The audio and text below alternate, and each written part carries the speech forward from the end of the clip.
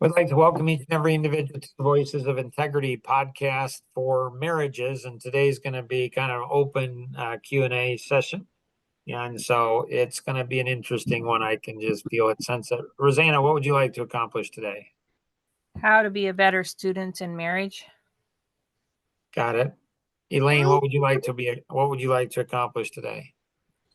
Grow stronger in areas that need to be strengthened. And then Jason, what would you like to accomplish today? How to know or how to best invest into other people. Got it. And so, Rosanna, what's the motivation behind your question? Well, I do this daily post on transformation this month, and I struggle, I think, learning what I'm actually writing. So I just need to know how to be a better student of what I am seeing and reading and hearing. Is there any other motivation, or is that mostly it? To be more connected with those, like a case in point, be more connected with a spouse that might be learning faster than me.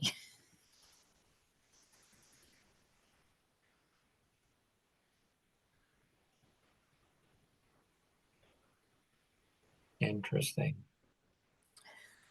Why is it interesting? Just, just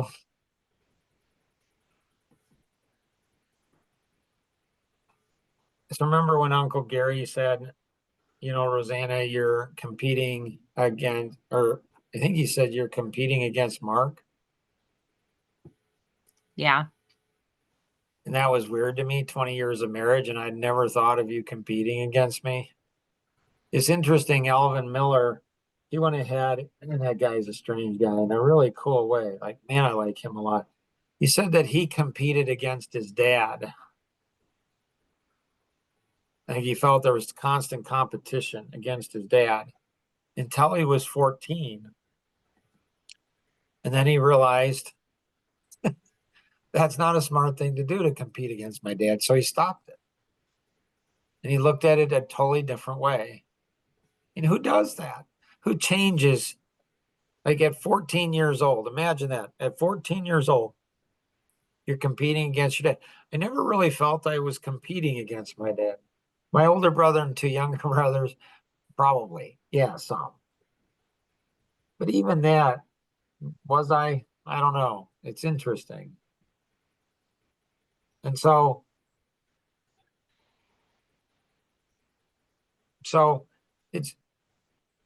it's like you competing against me and who can be a best student. I think that's good.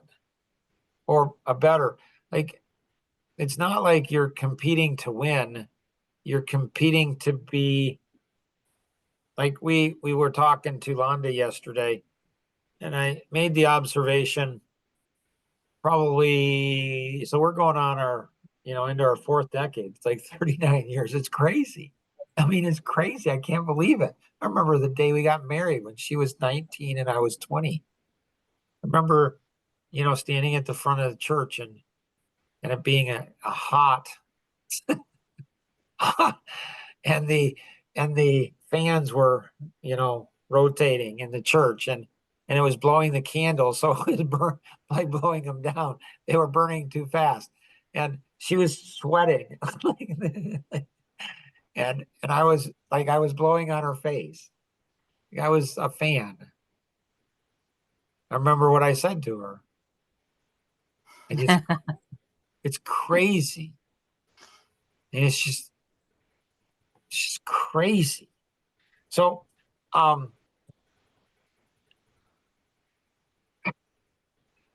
so I think it was after maybe 30 years, maybe 20,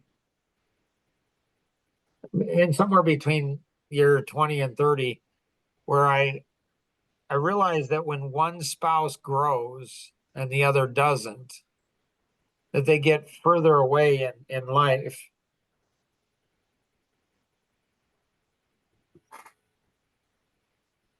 And further away, like they it's like two stars that are going away from each other rather than closer together, and they often end in divorce.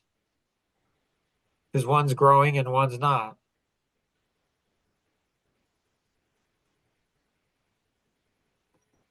So, in the white paper library, it's how to be the best student in in anything. And, our grandson, Daniel, I think he was 5 years old when he co-authored that book. So, I mean, you study young kids and they're just like, it's just crazy. Like, Jason and Melissa take us out to, Steak and Shake last night in celebration of selling the 3 properties. Like everything's in slow motion there for me. Like that memory is just locked in, and it's so weird and so cool. Like I've hit on an idea. like like the girls are like, can we go on an adventure, Grandpa? Like adventure. Like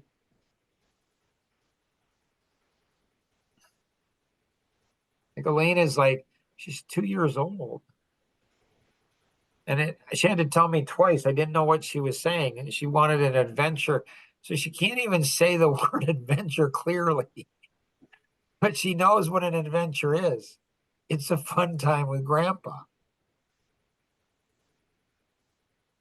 And I think sometimes people think, well, Mark just does that with his grandkids. No, I did that with my kids too. I just wasn't as proficient or skilled. I didn't come up with a name. But we had pajama walks. We'd go down. Who goes down? Like the kids would dress up in pajamas and we go down to the end of, like we'd go like, I don't know, quarter of a mile. And we'd go ahead and buy something at the corner store. We just didn't do that. Borismans don't do that. That's a waste of money. But we did it. So we went on an adventure, a pajama walk adventure. Man, oh man, the memories. So I think, Rosanna, you get that book, you get that book on how to be the best student in everything. And then you talk to Daniel and see if he remembers it. Call Alan Stein seriously and say, hey, I asked this question. Leave a message. Call Nancy, and say, I was thinking about you guys. And I was reading this book on how to be the best student in the world. And that really, and then something specific there.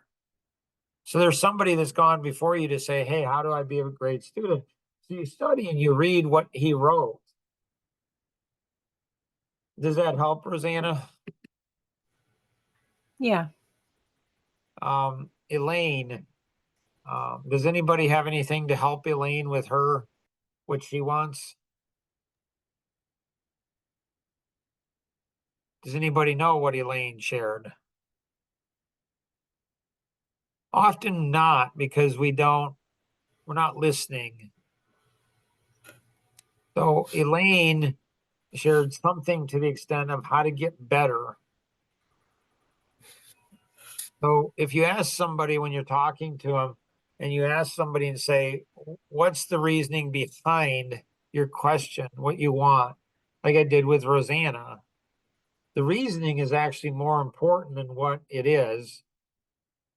The thing is, so what's going on behind is what's more important than what is. And so the first thing is, first step in that is going to be get better in like what? So do you know what you want to get better in, Elaine? Well, I think in the marriage, we're talking on the marriage podcast. So in the marriage, if you're not careful, your weak spots get weaker. And if we don't strengthen those, make them stronger, then you lose all the progress you made. Right. So it's called the ratchet principle. So with a ratchet, when you're like, what's the power of the ratchet? You put energy in and then you can relax, and then you put energy in and then you can relax. And so that's why a ratchet is so powerful, because it locks it in. You can't go backwards. Maybe you're not moving forward, but you're not going backwards. So how do you create a ratchet, in your marriage. Wow, that's pretty cool. And so, um, and so,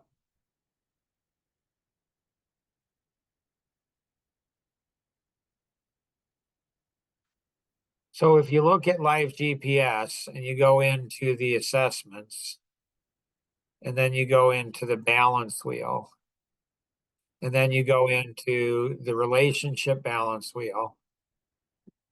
And so, you don't have to have Life GPS. You can just do it yourself. And so you can look at, these, these 8 items. This is what it was, here. So, so these are, so my life vision, communication, fun and play, intimacy and sex, parenting, financial, systems which function without me, and serving humanity.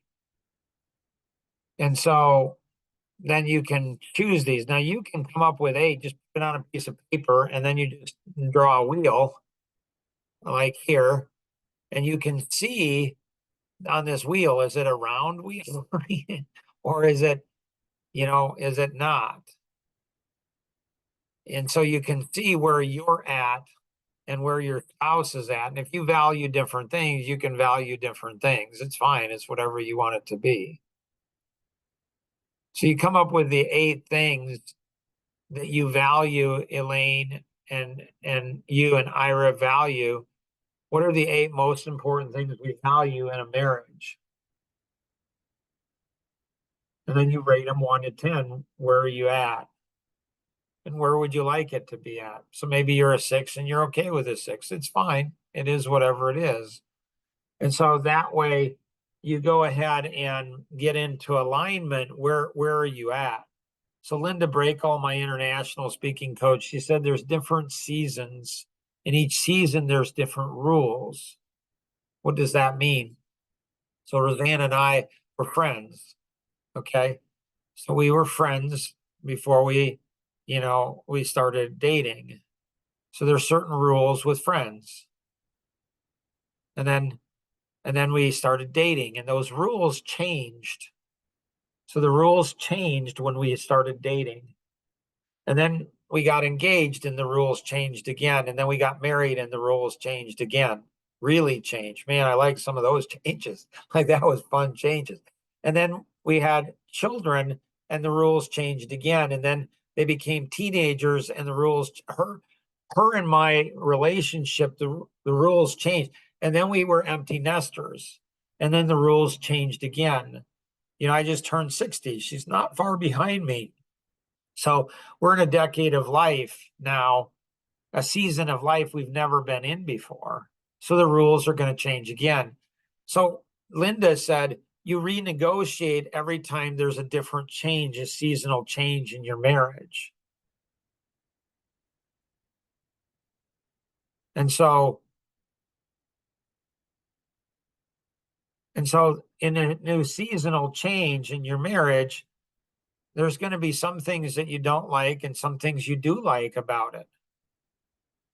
So I love the season of marriage we are now, going into our 40th year. Man, wow, this is so cool.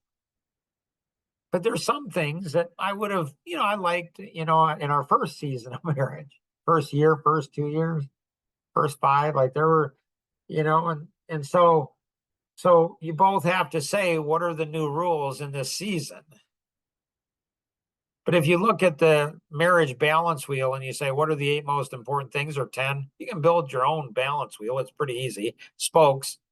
And then you say, okay, where are we strong? Where are we weak? And are you both agreeing? If you're both agreeing, fun and play together, you're at a 2 and you're both okay with it. Okay, cool.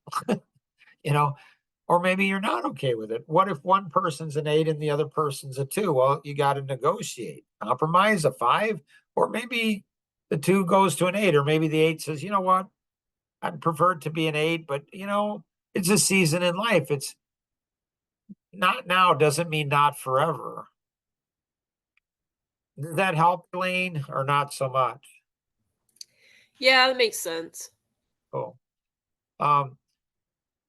Jason's, on how do you go ahead and know if you should help? It's hard. It's just hard. Know how you should help, if you should help. So if I should help somebody, this could be, helping your children, right? It could be helping your spouse. It could be helping somebody else's child. It could be helping someone else's spouse. And so that's harder, right? And so it's not black and white. And it's dicey. You can think you're helping somebody and you're not, you're actually hurting them. You can think you're actually helping them or hurting them, but you're not, you're helping them. You can ask somebody for help and they say yes, and you might not give them help. Typically, that's not very nice to do. Or you could ask somebody to help and they say no, and you do. And so, with children, if they're not my children, if they're somebody else's children, my heart. So when you look at authorities and governing authorities, so my children are all out of my house. As soon as they got out of my house, then rules change. It's a different season.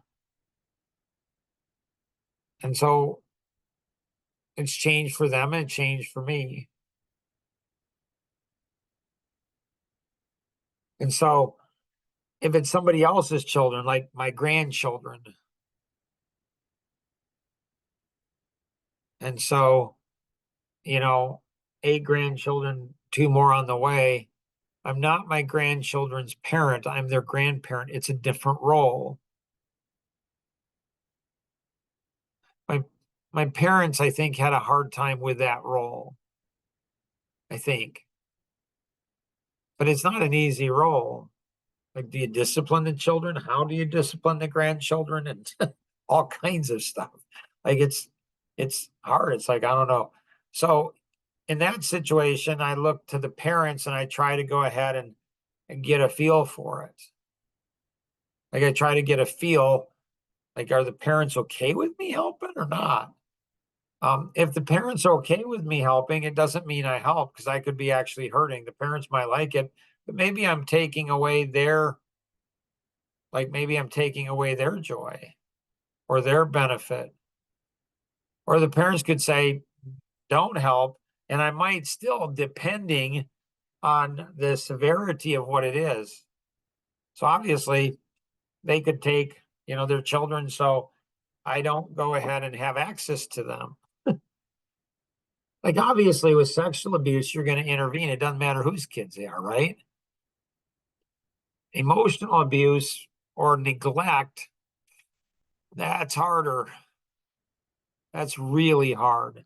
If the parents don't go ahead and mind, if the parents don't mind, well, then it's up to you. And so if it's somebody else's,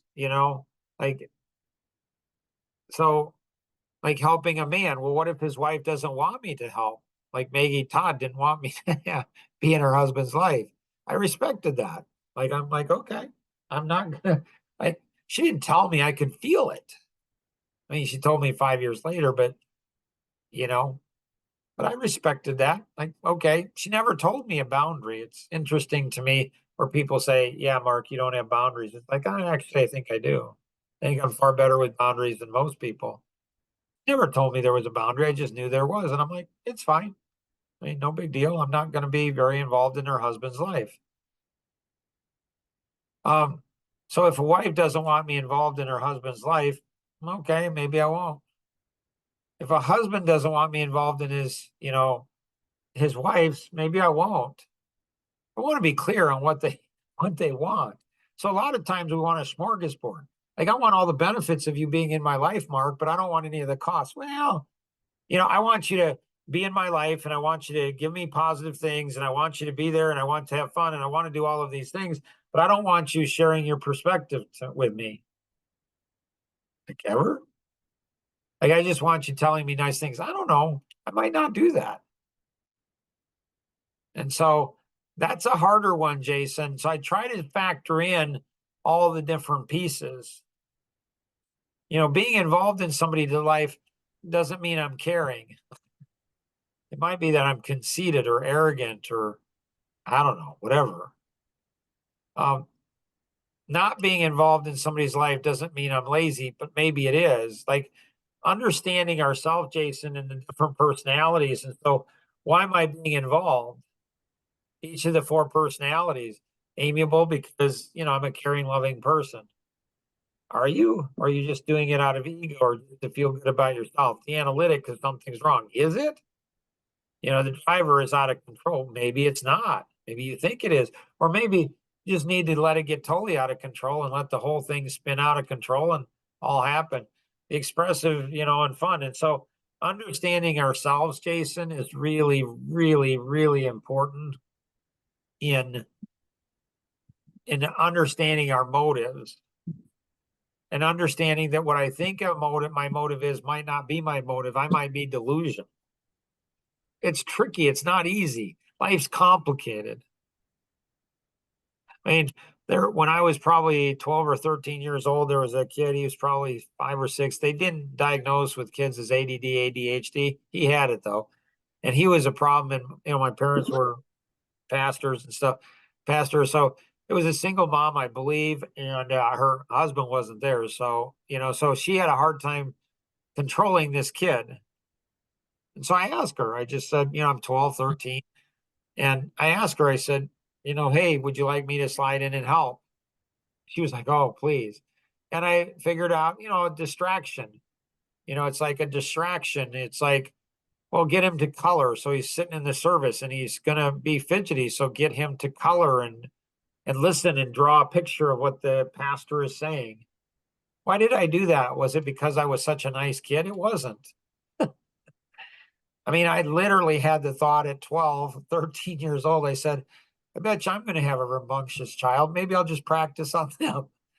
I mean, I did care for him and I did care for her. I had compassion for them, but I was doing it. I also saw that I gained benefit. I gained experience at a very young age about helping other people out. It was for her benefit, his benefit, and I gained benefit from it as well. Does that answer your question, Jason, or not so much? I think it helps. Yeah, somewhat. it probably won't answer because every situation's different. And you're different today than you were yesterday. So you may have tried it in the past. I mean, I think like the desire, like if a husband's okay with me helping his wife and she has, let's say, emotional needs, like if she has emotional gaps or hurt or something, as a guy, I'm going to feel good about helping a woman. Like I just will, and I tread carefully on that. It's dangerous. It's dangerous for me. It's dangerous for her. It's dangerous for the people around us. It's just dangerous. But dangerous doesn't mean I don't do it. My preference, though, my heart is the guy to, the husband to step up, but maybe he doesn't know how. Maybe he doesn't know how to do it. He wants to, he just doesn't know how. Okay, well, then I can teach him how to do it. That's my preference. I want that woman to have a heart for her husband, but her husband may not know, or he might be lazy. Well, this is not a good situation if he's lazy. If he doesn't know, his wife will probably give him room. If he's just being lazy, this is not good for the wife or the husband or their relationship. So my heart is to not do it myself. My heart is to help the husband to learn how to care for his wife and the father to care for my heart is not for my grandchildren I get far more pleasure out of my grandchildren wanting to do an adventure with their dad than with grandpa. I mean, it is fun when they, grandpa, like that's fun. Without question, it's fun. And I love that. But if I had to choose between them doing an adventure with grandpa or doing an adventure with their dad, hands down, I'd have it with their dad. Hands down. Easy decision for me. Because that's just being selfless. Because I'm not going to be around, hopefully, as long as their dad is. They'll be able to do adventures the rest of their life with their children.